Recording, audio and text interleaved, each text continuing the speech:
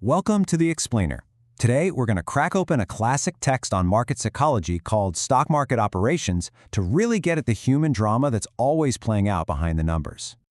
So, right from the get-go, the book asks this huge question: is the stock market a real way to build wealth, or is it just a massive high-stakes casino? And the answer?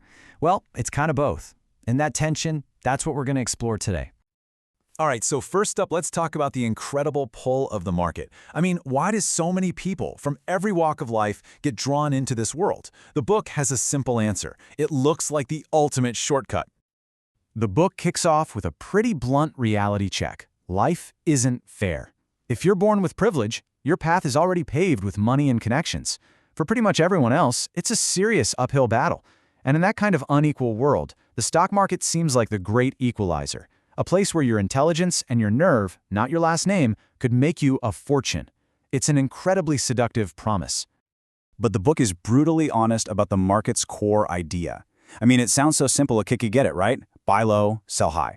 But that's the trap, because the billion-dollar question that nobody can answer all the time is, what is low and what is high? And that deceptive simplicity is what makes this the hardest business on earth. And man, when you do get it right, even just once, that feeling is absolutely electric. The book describes it as this lightning bolt of satisfaction, this rush of achievement that is so addictive. Once you've had a taste of that success, that feeling of outsmarting the entire market, it's almost impossible to just walk away. You're hooked, maybe for life, always chasing that feeling. Okay, so that's the dream, right? But the book, it doesn't let you live in that fantasy for long. It yanks back the curtain to show you what's really going on. And it says, welcome to the casino. So to really get what's happening in this casino, you've got to know this key term, zuo shou. These are the market makers, the manipulators, the hidden hands. The book is super clear on this. This is not a level playing field. It's a game that is heavily influenced by the big players, institutions, insiders, you name it, who can and absolutely do move prices for their own benefit.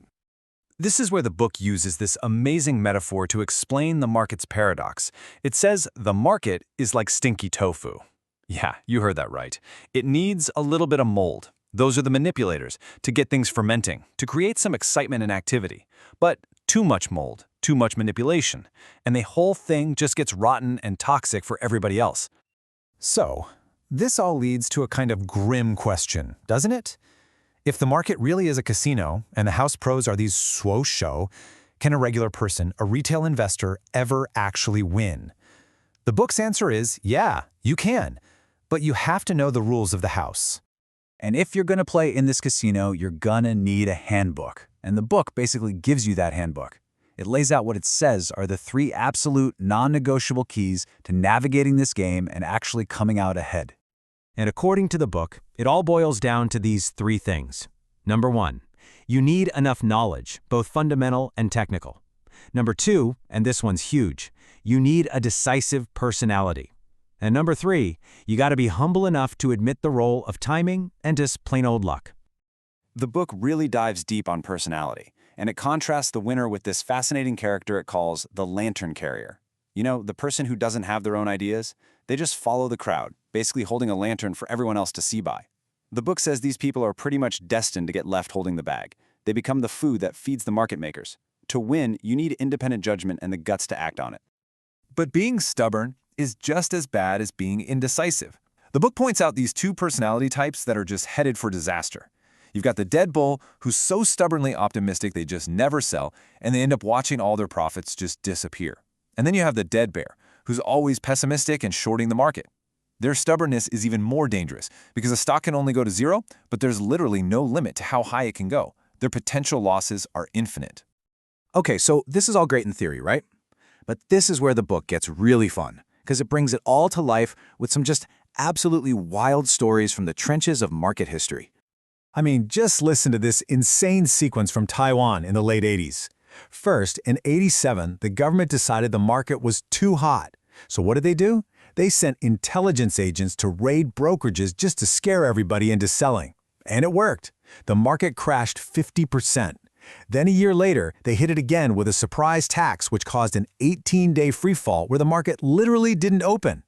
And then, get this, realizing they went too far, the head of the stock exchange secretly met with the market manipulators and asked them to please pump prices back up.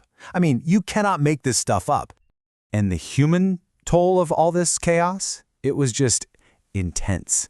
You had office clerks becoming millionaires overnight, while at the same time, some of the biggest manipulators, the ones who bet the wrong way, went completely bust. It was just this period of incredible, lightning-fast wealth creation and destruction. And hey, this wasn't just happening in Taiwan. Hong Kong had its own epic roller coasters. There was a massive bubble and crash in the early 70s that took almost a decade to recover from. And then in 1987, after they stopped trading for 5 days during the global crash, the market reopened to a 33% collapse in one day.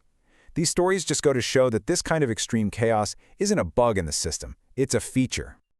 So, after all the chaos, all the psychology, all the history, what's the big takeaway?